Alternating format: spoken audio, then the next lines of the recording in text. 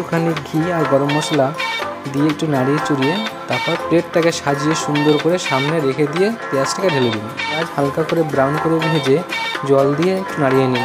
সব ড্রাই ফ্রুটগুলো একসাথে হালকা করে ভেজে রাইসের মধ্যে দিয়ে দিন।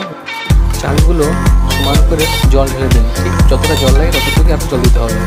এবার আপনি জলটা দিয়ে নিলে নুনটা স্বাদ মতো দিয়ে দিন। চালের ভিতরে অল্প করে ভিনিগার দিয়ে দিন।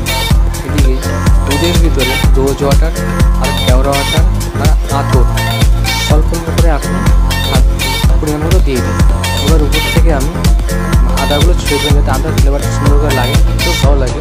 এবার দুধটা উপর থেকে ছড়িয়ে দিলাম যেগুলো মিক্স করা ছিল। এবার এগুলো দমের জন্য রেডি করছি।